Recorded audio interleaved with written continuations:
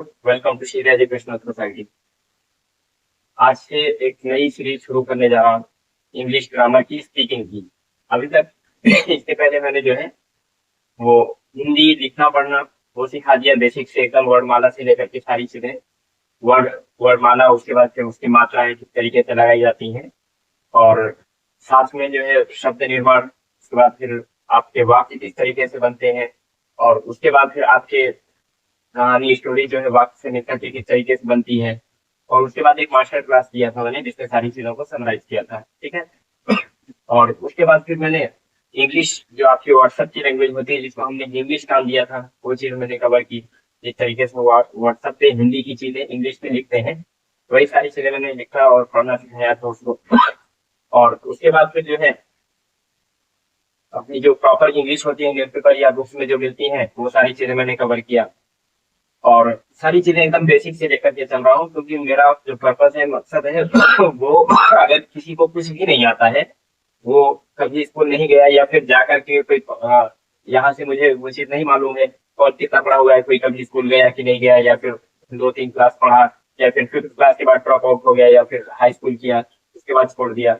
और वक्त निकलने के बाद थोड़ा सा एहसास होता है कि वक्त निकल गया है, लेकिन अब अगर मौका मिल जाए तो अब भी हम पढ़ेंगे। जरूरत भर की थोड़ी रोज की डेली रूटीन की चीजों में जो जो चीजें उसके सामने आती हैं, उस चीज को पढ़ और समझ सके, इतने भर के लिए उसको जरूरत महसूस होती है, कम से कम इतना तो पढ़ ले वो। तो उसके लिए एक मौका ये मैंने कोशिश की है कि उसको एक मौका मिल सके हमारे जरिए। तो वो चीजें हमने कवर की। और अब जो है आज से इंग्लिश ग्रामर यानी कि लिखना और पढ़ना हम लोगों ने सीख लिया है। अब इंग्लिश की बारी है, हमें वो चीजें समझ में नहीं आई, लिखना सीखा था वो चीजें समझ में नहीं आई, लेकिन अब जो चीजें हैं वो हम समझना, समझाना और बोलने के हिसाब से करेंगे। क्लास में कवर किया था सच्चा कम्युनिटी। सच्चा कम्युनिटी क्या है और उसकी रिपोर्ट वगैरह से सारी से ये सारी चीजें मैंने लास्ट क्लास में कवर की थी। तो ये सच्चा कम्युनिटी और उसकी रिपोर्ट मैंने पढ़ी थी 2021 में, जब मैं यूपीएससी की प्रिपरेशन शुरू किया था। उस टाइम ये मेरे ध्यान में बात आई कि कुछ ऐसी चीजें शुरू की जाए, क्योंकि डेटा वगैरह मैंने देखा, वो सारी एनालिसिस मैंने देखी। तो मुझे लगा कि शायद एक इनिशिएटिव, शुरुआत ऐसी करनी चाहिए जिससे ये पिछड़ेपन को दूर किया जा सके। एजुकेशनली बेसिकली जो एजुकेशन लेवल है उसको थोड़ा सा बढ़ाया जा सके। और उस दौरान मैंने जो है कई सारे लोगों से मीटिंग की थी और उनसे डिस्कस किया था, जो कम्युनिटी पे थोड़ा सा फिक्र करते हैं, थोड़ा सा कम्युनिटी को केयर करते हैं, और चीजों को लेकर के थोड़ा सा सोसाइटी में आगे रहते हैं। ऐसे कुछ लोगों से मेरी मैंने मीटिंग करी, उनसे बताया कि जो है मैं ऐसे ऐसे थोड़ा सा चाह रहा हूँ करने के लिए। तो उनमें से अमूमन मैक्सिमम जो थे, उन लोगों ने इस चीज को सही ठहराया, जिनसे जो मुझे बेहतर जानते थे, जिनसे मेरी कभी 6 महीने साल भर में मुलाकात होती रहती थी, जो जिनसे बातचीत होती रहती थी, जो मुझे बेहतर समझते थे, मेरे मिजाज को समझते थे, मेरा नेचर जानते थे, उन लोगों ने कहा ठीक है, अच्छी चीज है जो आप कर रहे हैं, जो आप करना चाह रहे हैं, बिल्कुल करिए आप। लेकिन उस वक्त कुछ ज्यादा नहीं, कुछ उनमें से एक दो ऐसे थे जिनको ये लगा कि जो है मैं इसको अपने जाती फायदे के लिए, पर्सनल जरूरतों के लिए इस चीज को कर रहा हूँ। जिस तरीके से सियासी तौर पर पॉलिटिकली एक कम्युनिटी को चारा बनाया जाता है और उनसे फायदा लेकर को उनको छोड़ दिया जाता है, उनके प्रॉफिट तो उनके लेकर कुछ नहीं होता है, और हर 5 साल में ये चीजें थोड़ा सा इस वक्त मैं इस चीज को रोक दिया था मैंने, क्योंकि उस वक्त मेरी जो है ये जॉब नहीं लगी थी, सिलेक्शन नहीं हुआ था रेलवे में। तो मैं भी अनएम्प्लॉयड था, मेरा सिलेक्शन हुआ रेलवे में, सेंट्रल रेलवे में, इंजीनियरिंग डिपार्टमेंट में। और 23 जून में लगभग जून में 23 जून की मेरी ज्वाइनिंग थी वहां पर। एकदम साफ मैं ये चीज आज बता रहा हूँ कि मेरा इसमें कोई इंटरेस्ट ऐसा नहीं है कि जो है मुझसे मुझे इससे कुछ मिलेगा, बस सिर्फ खिदमत, बस चैरिटी, इसके अलावा कुछ भी नहीं। एक तो जरूरतमंद जो हूँ उन तक आप पहुंचा दीजिए, जिससे ज्यादा से ज्यादा जरूरतमंदों को फायदा हो। जो तलबगार हूँ, जो ये चाहते हैं कि उनको जो है मौका मिले, तो वो इस चीज को ग्रैब करेंगे, इसका फायदा उठा सकते हैं, तो आप उनको पहुंचा सकते हैं। लोगों को थोड़ा सा वीडियो वगैरह जो दिखती है, वो चमक चमक वाली जो होती है, वो उनको ज्यादा पसंद आती है। अगर जो है स्लाइड से या पीपीटी के जरिए उनको पढ़ाया जाए, तो वो चीजें जो है लोगों को देखने में अट्रैक्टिव लगती हैं, अच्छी लगती हैं, लेकिन उससे जो है ना नतीजा उतना अच्छा नहीं मिल पाता है, रिजल्ट उतना अच्छा नहीं आ पाता है। बच्चे को समझ में उतना अच्छे से नहीं आएगा, जो पढ़ने वाले हैं उनको उतना अच्छे से समझ में नहीं आएगा, क्योंकि मैं जो चीज लिख रहा हूँ मेरे लिखने की स्पीड बोलने से तो कम ही रहेगी। तो पढ़ना आसान होता है, और मैं साथ में जो हाथ का इशारा कर रहा हूँ, जबान से बोल रहा हूँ, ये सारी चीजें एक साथ होती रहती हैं। ये मेरा पर्सनल एक्सपीरियंस रहा है इस चीज का। फिलहाल अगर कोई भी चीज आपको लगता है कि ये चीज अच्छी है, उसको भी आप कमेंट बॉक्स में, मैं रोज रोज इस चीज को बोल नहीं पाता हूँ, भूल भी जाता हूँ, और मेरा ऐसा कोई इंटेंशन, कोई मकसद ऐसा रहता नहीं है कि लाइक शेयर सब्सक्राइब जो लोग बोलते रहते हैं मैं बोलूँ। क्योंकि आज जो है सीरीज की शुरुआत है, कुछ चीजें मैं बोल दे रहा हूँ जो मुझे याद भी नहीं आएगी, मैं करना भी नहीं चाहूंगा हर वीडियो में रोज रोज। अगर कोई चीज अच्छी लग रही है, उसको आप नीचे कमेंट बॉक्स में लिख दीजिए, उसको मैं ताकि आगे ध्यान देकर के उसको लेकर के चलता रहूँ साथ में। और अगर कोई भी चीज आपको लगता है कि हाँ ये चीज और बेहतर की जा सकती है और अच्छा हो सकता है, ठीक है, तो उसको भी आप लिख लीजिए, ये दिक्कत है इसमें, इस क्लास में। और पीछे की कुछ वीडियो में बहुत सारे लोगों ने सजेशन दिया, राय दिया, अच्छे लगे मुझे कि जो है मेरी कमियों को सुधारने का मुझे मौका मिल रहा है। ठीक है, आपको जो कुछ भी लगे कि अगर ये चीज और बेहतर किया जा सकता है, या ये और अच्छा हो सकता है, ठीक है, या इसमें कुछ कमी रह गई है, ठीक है, आपको नहीं समझ आ रहा है कि क्या बेहतर किया जा सकता है, लेकिन कुछ कमी रह गई, वो आप बता दीजिए मुझे कमेंट बॉक्स में। ठीक है, कमेंट मेरे पास पहुंचते हैं, ठीक है, और आप लाइक या डिसलाइक, ये फीडबैक का तरीका होता है, यानी कि आपको पसंद आए या ना पसंद आए, आपको दोनों पास राइट है, आप डिसलाइक भी कीजिए, ठीक है, और नीचे लिख दीजिए क्यों किया, वो रीजन वजह बता दीजिए, और लाइक किया तो क्यों किया। ये मैं इस तरीके से पढ़ाता हूँ, हर चीज को थोड़ा स्लो पढ़ाता हूँ ताकि हर किसी को वो चीजें समझ में आ जाए। ठीक है, और कोई भी टॉपिक मैं उठाता हूँ तो उसको सोचता हूँ कि पूरी कंप्लीटली एक अच्छे से उसको पढ़ाऊँ, पूरा कवर करूँ, ताकि आपको उसमें से कुछ भी डाउट ना रह जाए, या फिर कुछ चीजें छूट ना जाए उस टॉपिक से, ताकि आपको कहीं और भटकना पड़े, या फिर आपको वो चीजें परेशान करें। पढ़ने के बाद भी आपको वो चीजें अगर ना आए, तो ये फिर मेरी कमी होगी। और इस वजह से, इन दो वजहों से, एक फ्लो पढ़ाने की वजह से, एक सारी चीजें पढ़ाने की वजह से वीडियो थोड़ी सी लंबी हो जाती है, इसके लिए मैं माफी चाहता हूँ। अगर आप थोड़ा सा पढ़े हुए हैं, आप थोड़ा सा स्पीड चाह रहे हैं, तो 1.25 कर सकते हैं। यूट्यूब जो है वीडियोस को ऑटो मोड पर चलाता है, वो पिक्सल अपने आप को एडजस्ट करता रहता है। तो अगर पिक्सल कम रहता है, तो ऐसे नॉर्मली देखने वाली चीजें तो देखने में चल जाती हैं, लेकिन अगर कोई चीज पढ़नी है तो उसका साफ दिखना बहुत जरूरी है। इसलिए उसमें अगर क्वालिटी आप बढ़ा सके तो बढ़ा करके देखें, क्योंकि वो चीजें बुझली दिखती हैं, फिर पढ़ने में मजा भी नहीं आता, और पढ़ने भी नहीं आती कि लिखा क्या है। ठीक है, 144 पे दिक्कत होती है, 240 पे, 360 या उससे ऊपर, 360, 720 और 1080, तो 720 तक अभी के जो नॉर्मली वीडियो आपको दिखेंगे वो 360 या 720 के जो है पिक्सल पे बनाए गए हैं। तो आप थोड़ा सा क्वालिटी बढ़ा लेंगे तो आपको बेहतर दिखेगा और समझ में आएगी वो सारी चीजें। और तीसरी चीज कि ऑनलाइन और ऑफलाइन दोनों में कौन सा बेस्ट है, तो मैं अपने पर्सनल एक्सपीरियंस ये बोल रहा हूँ कि ऑफलाइन ऑनलाइन से 100 गुना बेहतर है। ठीक है, ऑफलाइन ऑनलाइन से 100 गुना बेहतर है, तो मैंने दोनों का एक्सपीरियंस देखा है। ऑनलाइन में डिस्टर्बेंस इसलिए थोड़े से ज्यादा है, यूट्यूब में थोड़ा सा शॉर्ट्स दिखा रहे हैं वीडियो, और देखते देखते नीचे भी और सारे वीडियोस होते हैं, उसके बाद में स्क्रॉल स्क्रॉल करने लगता है। फिर ये जो पढ़ाई की चीजें हैं, इससे ज्यादा इंटरटेनमेंट वाली, मौज मस्ती वाली वीडियो ज्यादा अच्छी लगती है, तो आदमी इस पे टक कर देता है, तो वो सारी चीजें थोड़ा सा डिस्टर्बेंस हो जाती हैं, और थोड़ी देर बाद जब वो वीडियो खत्म होती है तब याद आता है यार पढ़ भी रहे थे। ठीक है, ये सारी चीजें थोड़ा सा ऑफ ऑनलाइन में रहती है, बट क्या करें, मजबूरी। आगे की जो भी हमारी क्लासेस होंगी उसमें ज्यादातर चीजें समझने वाली होगी, रटने वाली चीजें बहुत कम होगी, समझ लीजिए। ठीक है, तो ज्यादातर चीजें मेरे पढ़ाते टाइम में याद हो जाएंगी या प्रैक्टिस के टाइम में याद हो जाएंगी। शेड्यूल कुछ ऐसा रहने वाला है कि एक दिन मैं जो है क्लास लूंगा, यहाँ पर थ्योरी पढ़ाऊंगा और इस चीज को बेहतर समझाऊंगा, और उसके साथ में थोड़ी सी प्रैक्टिस करा देंगे। और उसके अगली क्लास में, ये थोड़ी सी लंबी हो सकती है वीडियो पहली वाली, और उसके अगले क्लास में हम उसी चीज की जो हम पढ़े रहेंगे उसी की प्रैक्टिस करेंगे बस। और प्रैक्टिस ज्यादा इंपॉर्टेंट है, थियोरी से ज्यादा इंपॉर्टेंट प्रैक्टिस वाली है, क्योंकि उसको प्रैक्टिकली हम दिखाएंगे वो चीजें। अगर हम ये बोल रहे हैं कि मैं दरवाजा खोल रहा हूँ, ठीक है, तो मैं खोलता हुआ दिखाऊंगा उस चीज को, और बंद करता हुआ दिखाऊंगा, ठीक है, और साथ में उस काम को करते हुए उस चीज को बोलेंगे। ठीक है, इस तरीके से हमारी प्रैक्टिस रहने वाली है, और वो ज्यादा समझ में आएगी, क्योंकि यहाँ पर खड़े होकर के बोल देने से और सुन लेने से कुछ उतना ज्यादा चीजें नहीं आएगी। जब तक आप उस चीज को देखते हैं विजुअली, जब आप उस चीज को देखते हैं ना, तो उस चीज दिमाग में करती है। ठीक है, और उसके पहले अभी मैं थोड़ा सा इंट्रोडक्शन, यानी कि अगर आपको अपना तारुफ कराना हो, किसी को अपना परिचय देना हो इंग्लिश में, तो उस चीज को कैसे देंगे, एक अच्छा सा फॉर्मेट में बना करके यहाँ पर आपको देता हूँ। ठीक है, और उसको जो पढ़ने वाले हैं, जिनको पढ़ना है, वो अपना इस चीज को नोट कर लें, और उसमें कुछ जगह मैं बताऊंगा कि यहाँ पर ये हो सकता है, यहाँ पर ये चीजें आप अपने हिसाब से वहां पर डाल लीजिएगा, नाम आपका अपना हो जाएगा, एड्रेस वगैरह आपका, और सारी चीजें ऐसी होंगी जो फ्लेक्सिबल होंगी, यानी कि उसमें हर चीज हर कोई अपने हिसाब से डालेगा। ठीक है। और उसके बाद चलिए पहले इंट्रोडक्शन लिख लेते हैं, फिर बताओ। ये इंट्रोडक्शन, अगर आपसे कोई पूछे कि अपने बारे में बताइए, आपका हिंदी में तो कोई बोलता ही नहीं है। ठीक है, इंग्लिश इतना कुमार आ गया है कि हिंदी में तो कोई बोलेगा नहीं, तो सीधा बोलेगा गिव योर इंट्रोडक्शन। ठीक है, यानी कि अपना तारीफ करवाइए, आप कौन है, अपने बारे में थोड़ा सा बताइए। ठीक है, चलिए। तो मैं कुछ ऐसी चीजें नहीं दे रहा हूँ यहाँ पर जो चीजें बताई जा सकती हैं। ठीक है, चलिए।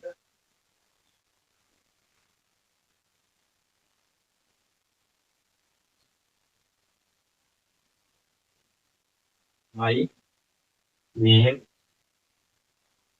Is,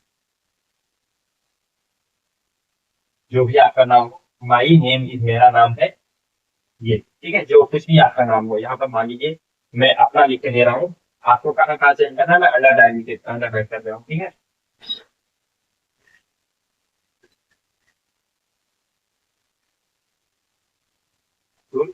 movie.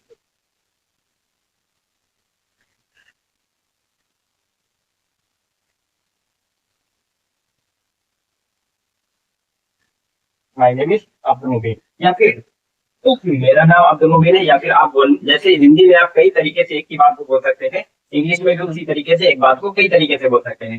जैसे मेरा नाम अब्दुल मुबीन है, मैं अब्दुल मुबीन है, ये जिसको आप देख रहे हैं ये अब्दुल मुबीन है। ठीक है, जैसे हिंदी में आप कई तरीके से बोल सकते हैं, उसी तरीके से इंग्लिश में भी कई तरीके हैं। ठीक है, तो कुछ जो ज्यादा यूज होते हैं उनको मैं बता दे रहा हूँ सबसे। चाहे आप इसको यूज करिए, माई नेम इज अब्दुल मुबीन, या फिर आई, या ये जो अच्छी लाइन होती है ना ऑब्लिक, मतलब कि या तो ये या तो ये। ठीक है, इसका मतलब यही होता है, इसको बोलते हैं ऑब्लिक। इसका मतलब क्या होता है, या तो ये या फिर ये। ठीक है,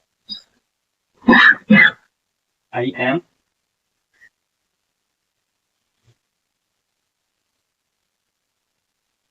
अब्दुल मुबीन।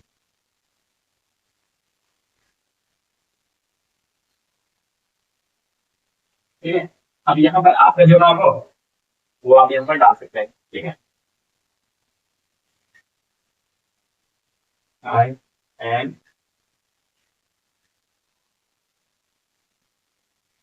24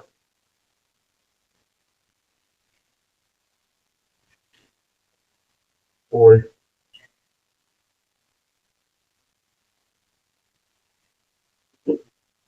आपकी जो एज है वो आप बता सकते हैं यहाँ पर। ठीक है, आई एम 24 ईयर्स ओल्ड, या फिर आप बोलने का थोड़ा सा तरीका चेंज हो गया है, तो इस तरीके से भी बोलते हैं, आई एम 24, मैं 24 का हूँ। ठीक है, आई एम 24,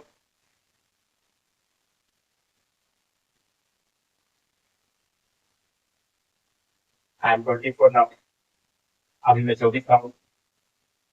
ठीक है, जो आपको बेहतर लगे, कोई भी एक या दोनों आप लिख लीजिए, जो आपको बेहतर लगे वो आप यूज कीजिएगा। ठीक है, आई एम 24 नाउ। अब आप अपना नाम बता दिए, आपकी क्या एज है, उम्र क्या है, वो आपने बता दिया।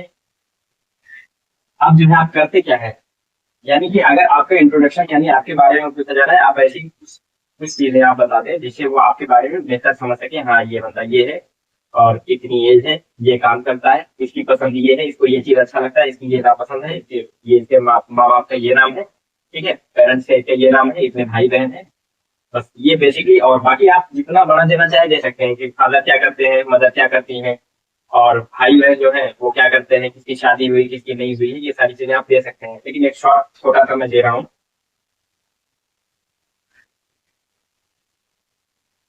अरे देखिए, अब जो भी होगा वो पढ़ रहा होगा। ठीक है, मैं स्टडी के लिए लिख रहा हूँ, मैं जॉब करता हूँ, वो अलग चीज है। अपना लिखूंगा तो फिर आपको चेंज करने में दिक्कत। आई स्टडी इन क्लास, जिस क्लास में पढ़ रहे हैं यहाँ पर आप लिख सकते हैं। टेंथ, फिफ्थ, फिफ्थ में हो तो फिफ्थ, या फिर टेंथ, या फिर ट्वेल्थ, इस क्लास में हो। ठीक है, आई स्टडी इन क्लास 10। 10। 10 में हो तो 10th या फिर 12th, इस क्लास में हो। ठीक है, आई स्टडी इन क्लास 10। 10। 10 में हो तो 5th या फिर 12th, इस क्लास में हो। ठीक है, आई स्टडी इन क्लास 10। 10 में हो तो 5th या फिर 12th, इस क्लास में हो। ठीक है, बाय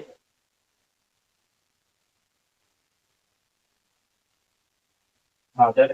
बेसिकली जो छोटे बच्चों के लिए खास इंट्रोडक्शन इस तरीके से दिया जाता है। अब अगर कोई जॉब करने वाला है, मैं तो तुम्हें अलग तरीके से दूंगा। या कोई बिजनेसमैन है, ठीक है, उसको लोग पहले से काफी हद तक उसको जानते भी हैं, तो वो अलग तरीके से इंट्रोडक्शन देगा, ठीक है। तो ये जो पढ़ने वाले बच्चे हैं खासकर उनको मद्देनजर रखते हुए मैं ये चीज रखता हूँ, ठीक है। माई फादर,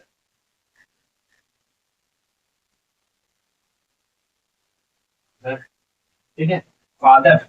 अगर इस तरीके से ये चीज मैं सिखाऊंगा आगे, ये अभी आपको समझ में नहीं आएगी, अभी आपको सिर्फ इस चीज को रट लेना है, ठीक है। और जब मैं प्रॉपर ग्रामर सिखाऊंगा पढ़ाऊंगा, उसमें बीच बीच में आने वाली सेंटेंसेस आपको समझेगा, अच्छा इसका ये मतलब हो रहा है। ये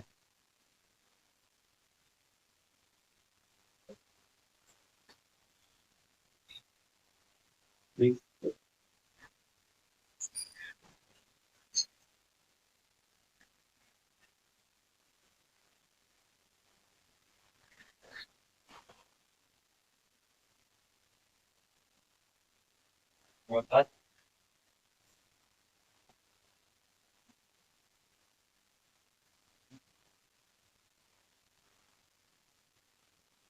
आपके फादर का जो नाम आप लिख सकते हैं वहां पर।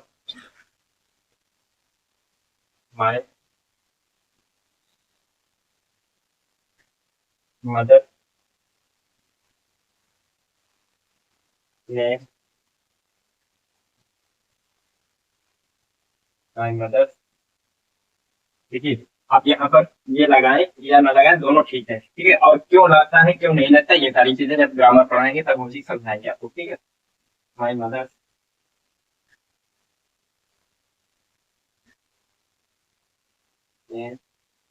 इज,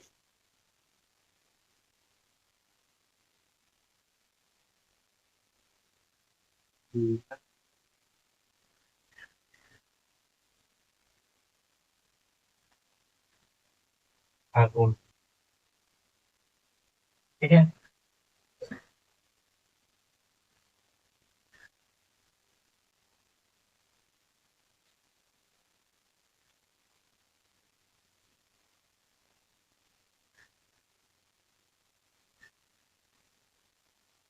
आपकी माँ का जो नाम हो आप लिख सकते हैं उनका।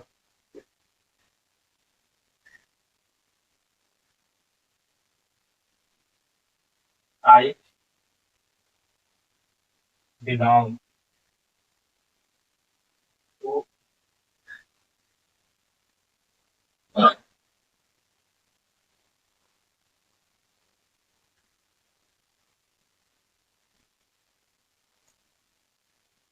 उत्तर Pradesh.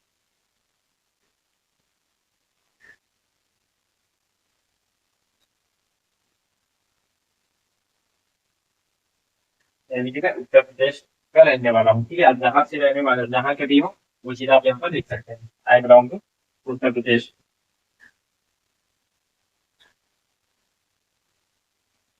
From Ramgarh district. From, आप जिस भी डिस्ट्रिक्ट से हो, ये डिस्ट्रिक्ट इलाहाबाद डिस्ट्रिक्ट, ठीक है।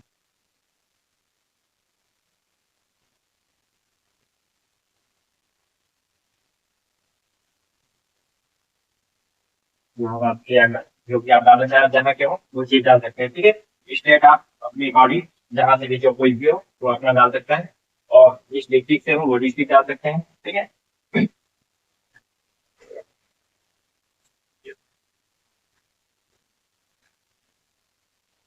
I have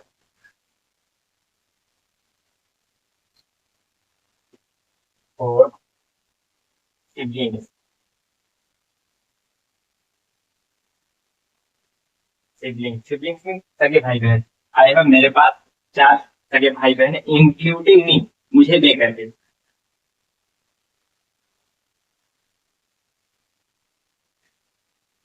including me.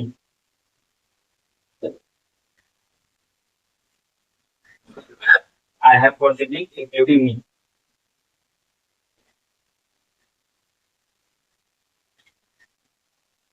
आपके जितने भी हो यहाँ पर, हो सकता है आप दो दो लोग हों, एक भाई एक बहन, या फिर दो भाई हो या दो बहन हो, जो भी हो आप यहाँ पर उतना डाल सकते हैं। ठीक है,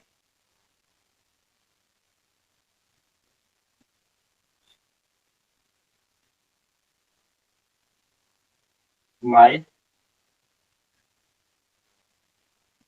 हॉबी, हॉबी यानी शौक, इज प्लेइंग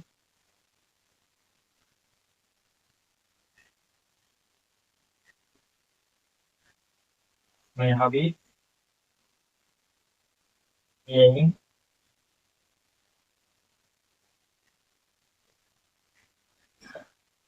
क्रिकेट, प्लेइंग अगर मिस्टेक होगा भेज देना, मैं क्रिकेट खेलता नहीं हूँ। Playing cricket, football,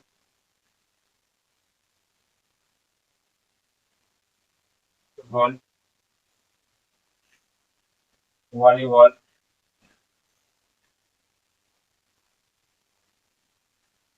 kabaddi,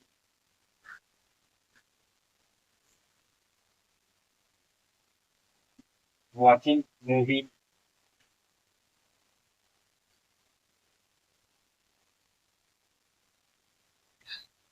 watching movie. ठीक है, यानी कि आपका जो कुछ भी शौक हो यहाँ पर बता सकते हैं, हमारी हॉबी इज इतना। इसके बाद आप जो भी हो, playing cricket, playing football, playing kabaddi, watching movie, या फिर मेरी है टीचिंग, टीचिंग, टीचिंग। ठीक है, रीडिंग बुक, किताब पढ़ना कुछ लोगों का शौक होता है,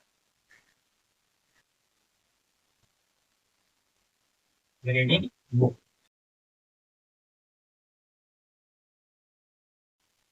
या फुटबॉल या कबड्डी, जो भी आपकी हॉबी हो, जो आपका शौक हो। ठीक है, वॉचिंग मूवी, टीचिंग, मेरी हॉबी टीचिंग है, या फिर रीडिंग बुक कुछ लोगों की होती है। अच्छा, ये हॉबी होती क्या है? हॉबी उस चीज को बोलते हैं जो आपका शौक हो, शौक किसको बोलते हैं? तो वैसे तो कोई भी चीज अगर कोई बता दे कि अरे यहाँ डॉक्टर जो होता है बहुत पैसे कमाता है, अरे बैठा रहता है, कुछ करना नहीं रहता, खाली कलम चलाएगा, खूब पैसे कमाएगा, मत करेगा आप, या डॉक्टर बनते हैं। ठीक है, और अगर ये हुआ यार इंजीनियर जो है उससे ज्यादा पैसे कमाता है, तो कुछ नहीं करता, बस ऑफिस में बैठा रहता है, सिर्फ ऑर्डर देता है, मन करेगा यार चलो अब इंजीनियर बनते हैं। मन अगर ये हुआ कि जो है इंजीनियरिंग डिपार्टमेंट पे रेलवे में बहुत बढ़िया जॉब है, कुछ नहीं करना रहता है, खाली जो है ऑर्डर देना रहता है, नीचे से ऑर्डर ऊपर पास करो, ऊपर का ऑर्डर नीचे पास करो, कुछ नहीं, मजे मजे। तो क्या बोल करेंगे, चलो यार रेलवे में चल गए। तो शौक नहीं बोलते हैं, वो हॉबी नहीं बोलते हैं। ठीक है, ये हॉबी बिल्कुल नहीं होती है। हॉबी वो होती है जो काम आप करते हुए थके नहीं, जो काम करते हुए आपको थकावट ना लगे, उबे नहीं आप, वो आपकी हॉबी होगी। ठीक है, जिस काम को करते हुए आपको कुछ भी ना मिले, उसका कोई पैसा ना मिले, फिर भी आप उस काम को करते रहे, आप खुशी से करते रहे, मन करे आपको वो काम करने का, कुछ भी ना मिले फिर भी, वो आपकी हॉबी होती है। ठीक है, और अगर कई सारी चीजें आपके सामने आ जाए और आपके पास मौका हो कि मैं आपको इनमें से जो जो कुछ भी आप काम करना चाहे कर सकते हैं, आप कोई एक चीज चुने कि सब सब चीजों में कुछ में पैसे मिल रहे हैं, कुछ में पैसे नहीं मिल रहे हैं, आपको अगर कोई पैसा ना मिलने वाली चीज आपको पसंद है, आप उसको चुन रहे हैं, वो आपकी हॉबी है। या फिर कोई ऐसा काम है, हॉबी पहचानने का तरीका बता रहा हूँ मैं, या फिर कोई ऐसा काम है जो आपको ये लगता है यार मुझसे बेहतर तो कोई कर ही नहीं सकता इसको, या फिर उस काम को अगर कोई कहा, कोई कहे कि आपके पेरेंट्स, माँ बाप, आपसे कोई भी है, आए वो ये कहे कि बेटा ये काम दे दो, ये कर दे, तुम दूसरा कर दो, आप क्या बोले? आपके अंदर से क्या होता है, यार मुझसे ये गड़बड़ कर देगा, मेरे से अच्छा नहीं कर पाएगा ये।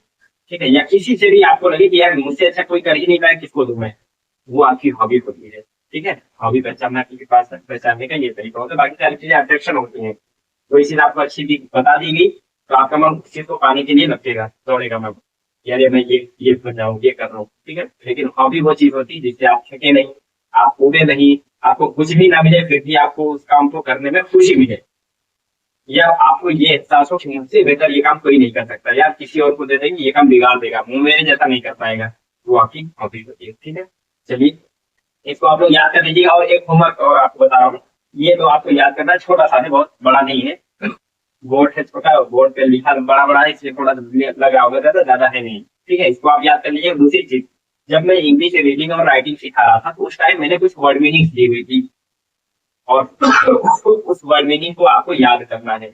ये जो खास खास वर्ड मीनिंग जो आप किसी भी किताब को पढ़ते टाइम या कोई न्यूज़पेपर आप पढ़ते रहेंगे इंग्लिश में, उसमें हर पेज में आपको 2 4 10 बार 15 बार 20 बार वो आपको मिल जाएगा। ऐसी वर्ड मीनिंग जो बार बार यूज होती रहती है उनको मैंने वहां पर दिया हुआ है। ये लगभग होंगी 8 8 10 10 या 12 12 एक एक क्लास में मैंने दिया हुआ है।